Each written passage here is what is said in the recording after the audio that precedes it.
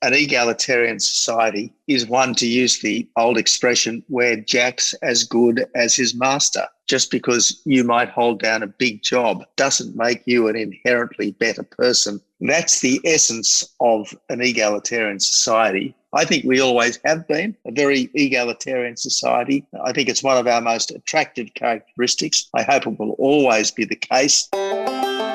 Hello and welcome to Australia's Heartland with Tony Abbott. I'm Daniel Wild from the Institute of Public Affairs. Australia's Heartland with Tony Abbott is your voice. Each week, Tony and I discuss mainstream Australian values, the future of the Australian way of life, family, community, and Australian culture. More importantly, we want to hear from you. That is why we have the Tell Tony Abbott segment at the end of each show, where you can ask Tony your questions on whatever topic you want. Phone in to the Australian Heartland hotline on 03 9946 4307 to leave your question. You can also go to the website australia.ipa.org.au, where you can join the Australian Heartland community and sign up to receive this podcast sent to you each week, along with special analysis from the Institute of Public Affairs. Thank you for supporting the Australian way of life. And now to this week's episode.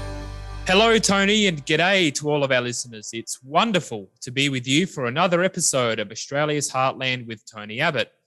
As a reminder to all of our listeners, hit subscribe or like wherever you're listening to this podcast so that you don't miss an episode.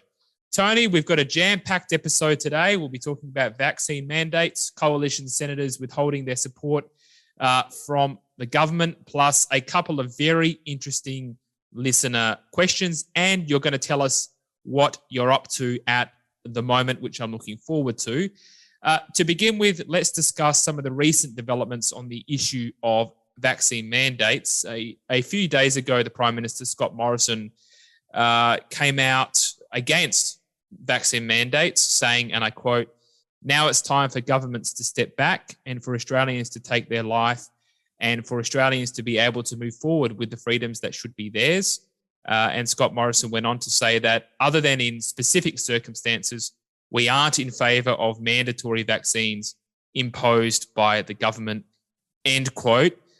Tony, this is a step in the right direction, although I might opine maybe a little bit too little too late. What are your thoughts? Daniel, I agree with the Prime Minister that we shouldn't be mandating vaccinations. We don't need a no jab, no job situation, other than perhaps in some quite specific circumstances like doctors, nurses and aged care workers. So I agree with the Prime Minister. My understanding of what happened in the Parliament the other day is that it would have been a Senate resolution which One Nation moved. Normally, the government will vote against these resolutions as a matter of principle, because they're put up by independents, Greens and the ALP, really just to sort of make a point, to strike a pose, if you like. So the government normally votes against them as a matter of principle, but it seems on this occasion there were some Senate backbenchers who felt sufficiently strongly about the issue to vote against the whip, so to speak. But really, they weren't voting against Scott Morrison. They were voting against the state governments. They were, I suppose, simply expressing with their parliamentary vote the position that the Prime Minister himself had earlier adopted. So again, to get back to the main point, I'm not anti-vax. I got vaxxed as soon as I reasonably could.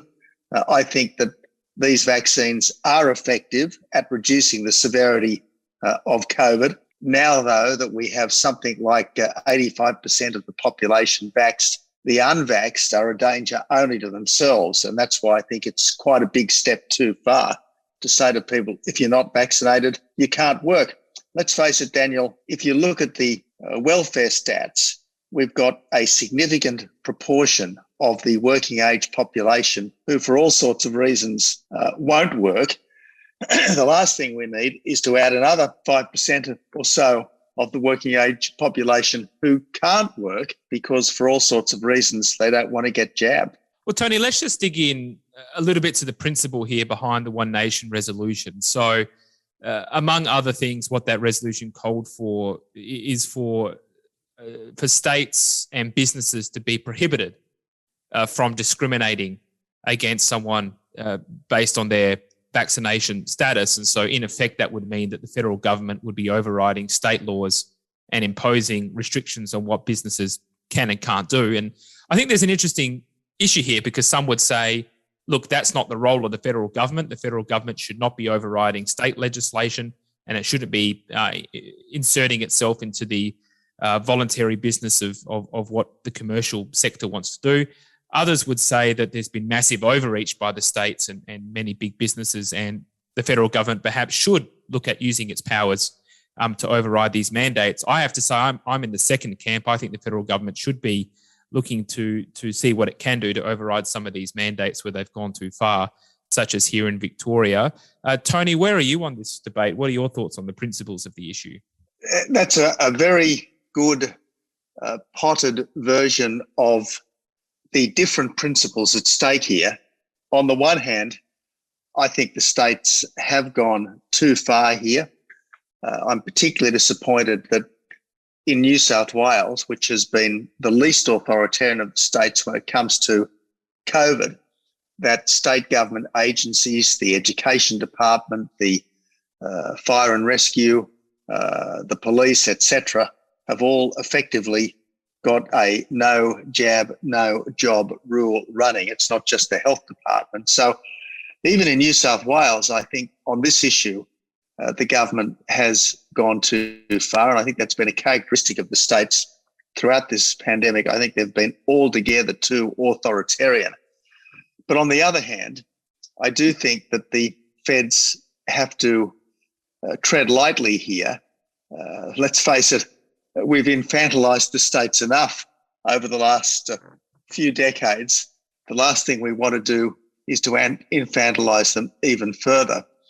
So I think it's a genuine conundrum. It really is a genuine conundrum. Well, I want to just pick up another part of this debate, which I think is very interesting. And I want to put to you a quote by Senator Alex Antic. So he's a senator from South Australia. He's one of the senators that voted with the One Nation resolution alongside Gerard Rennick, Matt Canavan, Concetta Fierravanti-Wells and Sam McMahon, and Erica Betts abstained from that vote. And Alex Antic raises a really interesting point that I'd love to get your thoughts on, and I'm going to quote here what he said to the Advertiser. Most Australians take it for granted that denying employment, services or basic rights based on gender, race, sexuality, religious or political views is wrong. Senator Antic goes on to say, yet today, those who reject a COVID vaccine are being marginalised and demonised for no reason other than they refuse to comply with the whims of power-hungry health bureaucracies all around the country. End quote. I think it's a really interesting point to say we already have this morass of anti-discrimination law, whether you agree with it or not, it exists. Why then would it be okay under that rubric for people to be discriminated against based on their vaccination status? What do you think of Senator Antic's observations there, Tony? Well, I can understand his view that there's a double standard operating here. I absolutely do understand that. And personally, as we've said over the last 10 minutes or so, Dan, I agree that these state vaccine mandates are completely over the top. And now that we've got something like 85% of the adult population double vaccinated, the unvaxxed are a danger only to themselves. So it's wrong to suddenly start saying to these people that if you have no jab, you have no job. So I'm just not sure that the federal government really was in a position to achieve that which he wanted to achieve. And in the end, when you've got state governments doing the wrong thing, the best way forward is to change the government. I mean, the ultimate sanction on bad governments is electoral defeat. And I think too often these days, instead of getting into state politics and making the state parliamentary parties better, instead of voting against bad state governments, we demand that the federal government should fix it all for us. And that instinct, understandable though it is, has been part of what has got us into this problem. We do have a dysfunctional federation. It's been increasingly dysfunctional for decades.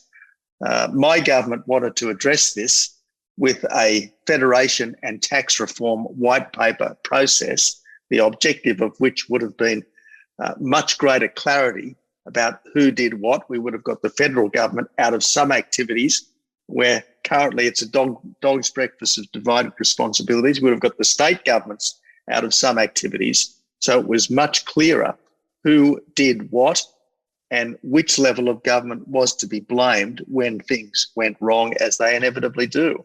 All right, Tony, thank you for that assessment. I thought we could move to our second topic of discussion, which is a broader topic. And this is something that we've received a lot of positive feedback from our listeners on, which is around you and I discussing some of these bigger issues facing our nation's future. And what I wanted to talk about today is Australia's egalitarian way of life.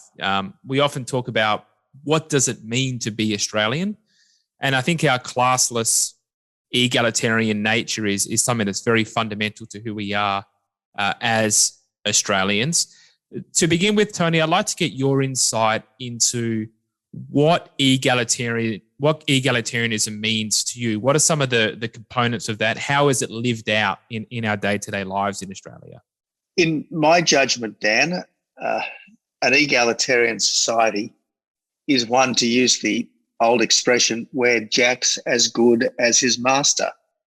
Just because you might be the boss, just because your parents might be wealthy, just because you might hold down a big job, doesn't make you an inherently better person than someone who doesn't have those characteristics or circumstances. So that's the essence of an egalitarian society. I think we always have been a very egalitarian society.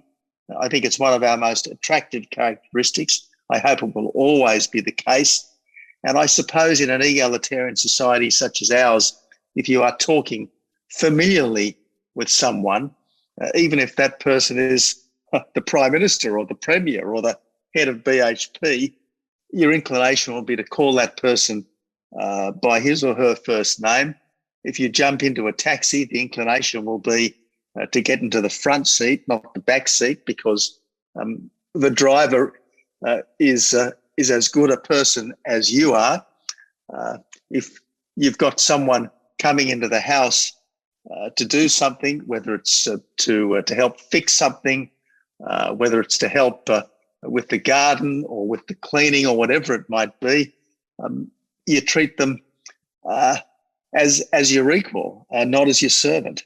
I guess it's the Australian reticence about actually having servants, which is in itself at the heart of our egalitarianism. No, I think that's quite right. And what I think and what I'm a little bit concerned about is some of what I would see as some challenges to that society you've just described. And I guess there's always challenges, but I wanted to offer you my thoughts on a couple of challenges I see and just get your thoughts as well.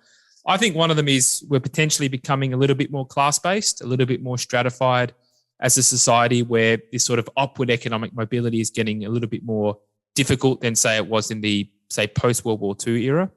And another part of it, I think, is a social division through identity politics, which is essentially the weaponization of multiculturalism, where people are delineated by their race or their gender or their ethnicity, rather than being united around what it is that we share in common as Australians. And I think those are two very dangerous trends that we've seen develop over the last, say, 10 to 20 years in this country. I think that can all be overcome, but I think that those are two of the threats we face at the moment. Your thoughts on that, Tony? You won't be surprised, Dan, that I share your anxieties on both issues. A less equal society, a more economically stratified society, will tend over time to become less egalitarian as well. Really vast disparities of wealth do tend to create a lot of master-servant relationships, and over time that can be, if you like, solidified into something resembling the kind of class structure that we've never had. And yes, as you say, identity politics is toxic. We've got to always remember the fragrant phrase of Martin Luther King, let me be judged not on the colour of my skin, but on the content of my character. And there are so many factors today working against that, of which the most pernicious, as we've discussed before on this program, is critical race theory, which in its own way seems to be creeping in to Australian educational institutions. And the last thing we want is to see everything through a prism of race, and yet that seems to be inherent in the national curriculum, cross-curricular priority, which we've talked about before, of looking at everything through a lens of indigeneity. Yeah, we have discussed that before. Tony, do you reckon the COVID lockdowns have made this divide worse? I'm sort of thinking in terms of the divide of the impact of the lockdowns between, say, big and small business, between public and private sector workers. I think it's exacerbated some of those divisions in our society. And of course, we've just discussed the vaccination. So do you think it's made some of these issues worse?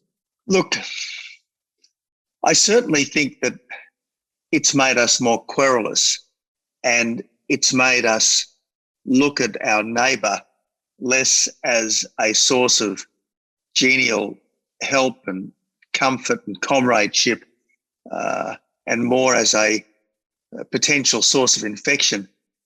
In my building in Sydney, for instance, Dan, there's a situation at the moment where masks are recommended but not required. Now, because I've always been deeply sceptical about these wretched masks, I know in some limited circumstances they may have some value, but the extent of these mask mandates has been quite over the top.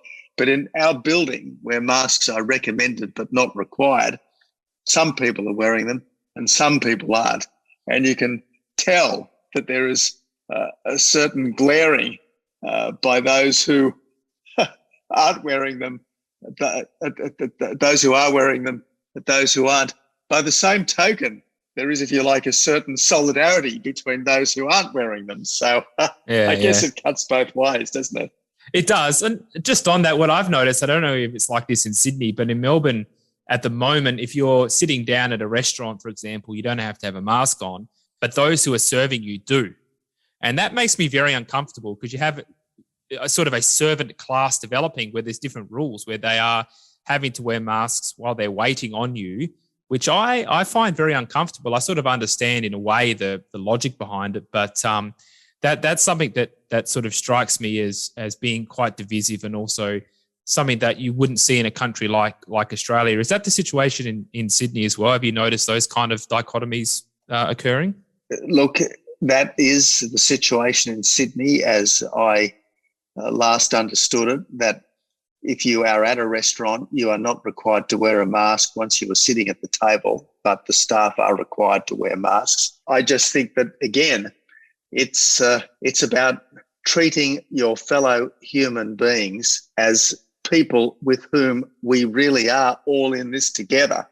And this idea that some of us should be masked up and some of us don't need to for whatever reason strikes me, as it strikes you, as pretty odd, particularly given the very thin evidence that, other than in very unusual circumstances, masking does any good.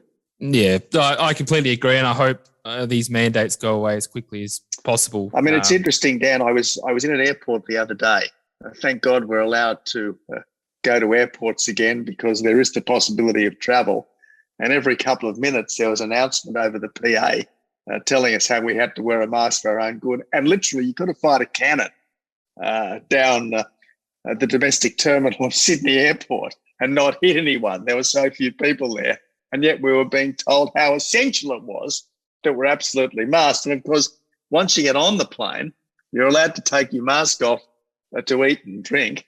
And it's interesting how many people seem to constantly have in their hand a little plastic water bottle, one way or the other, to have tiny sips. Yeah. But we're constantly told that it's absolutely essential that we wear these damned masks. And yet at the same time, we don't have to wear them for 50% of the trip if we've got something that we're drinking or eating. So look, again, so much of this, which should be left to common sense and to individual choice, has become the subject of rules.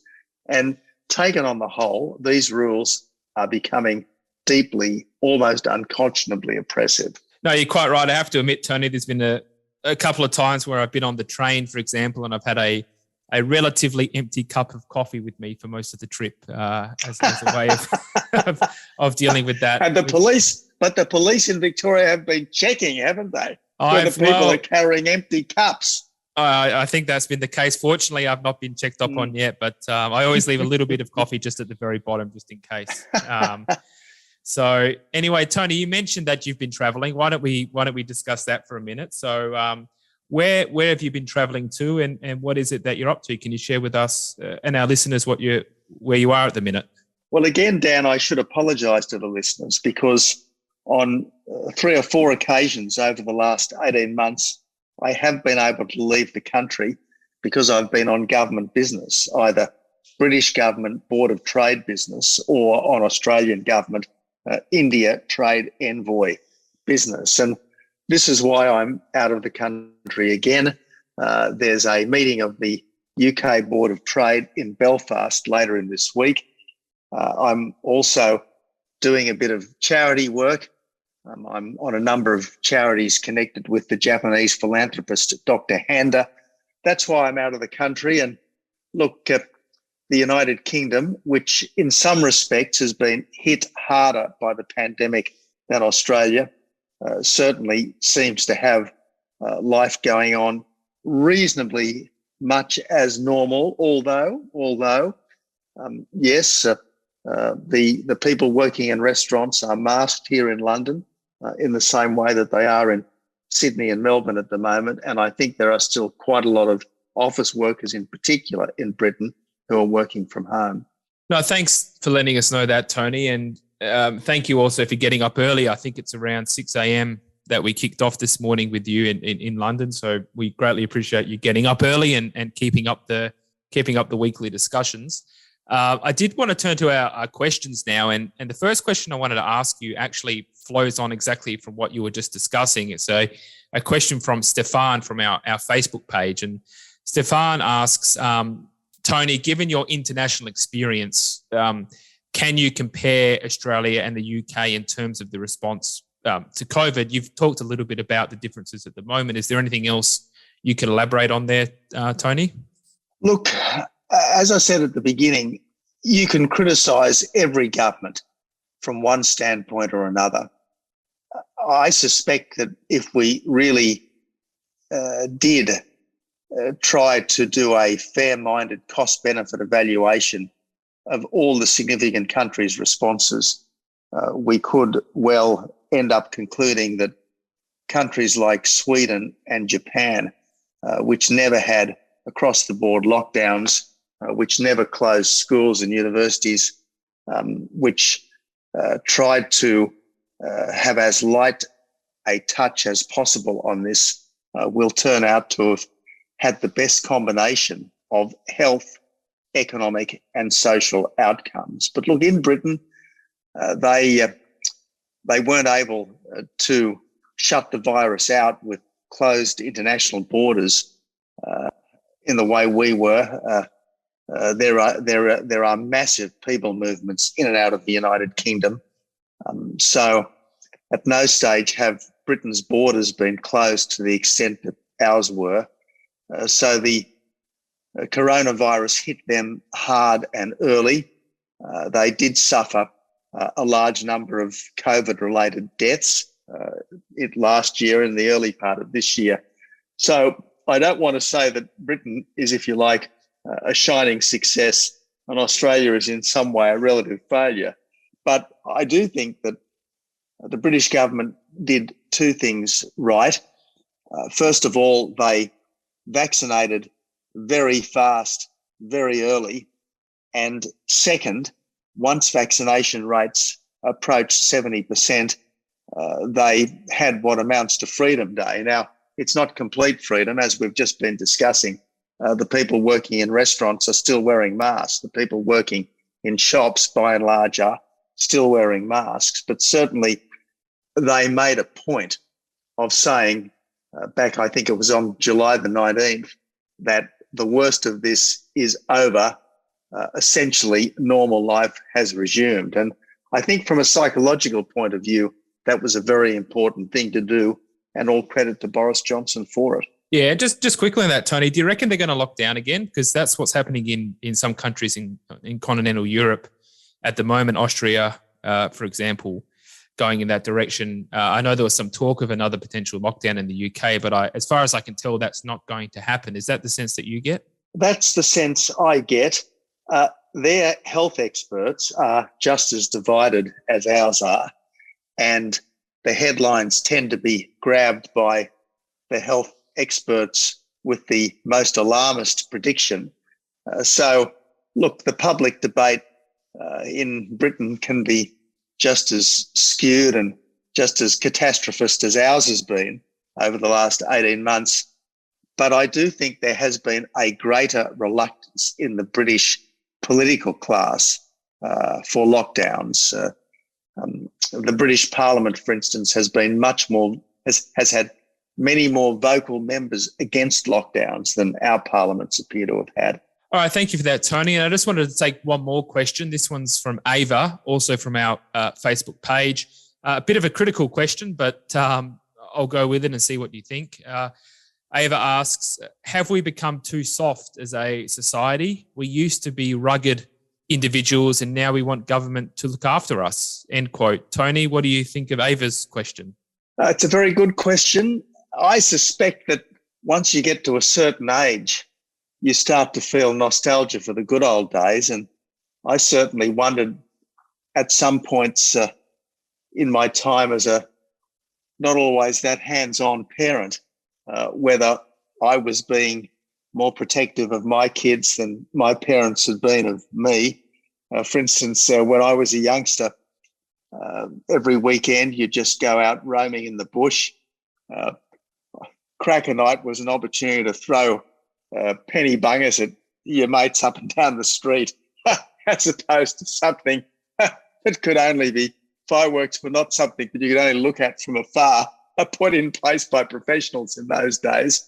I can remember Dad dropping me and a couple of mates off in the hills behind Taree to spend 5 or 6 days paddling canoes down the Manning River without any contact through mobile phones or anything else with our parents. But we had a kind of a shield be right view about life in those days. And I don't think Margie and I were helicopter parents. I think our kids were encouraged to get around and do things and learn for themselves by trial and error how to cope in the wider world. But I'm sure I was more protective of my kids than my parents were of me. And yes, you do worry, where is the next generation of SAS going to come from? How are people going to cope in the wilds if for whatever reason the GPS system isn't working? If they can't look at the sky and say, well, actually that's north. If they can't look at the clouds and say, well, actually the weather is about to change. If they can't look at a river and say, well, if I follow that, I'm likely to come somewhere. So yeah, look, I worry. I worry about our capabilities unaided by technology.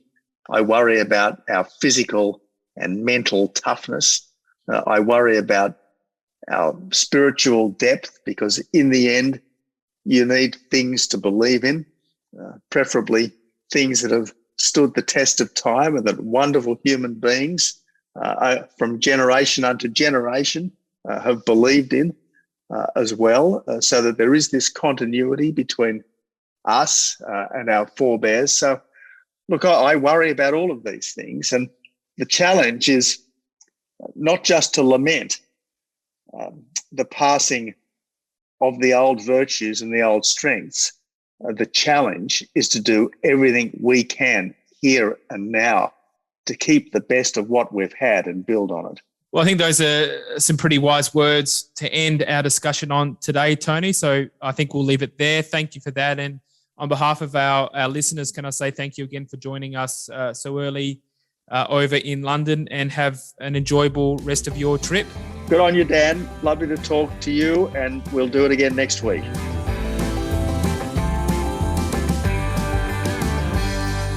Thank you for listening to Australia's Heartland with Tony Abbott, and thank you for your support of the Australian way of life. This has been a production of the Institute of Public Affairs. To find out more or to become a member, head to ipa.org.au.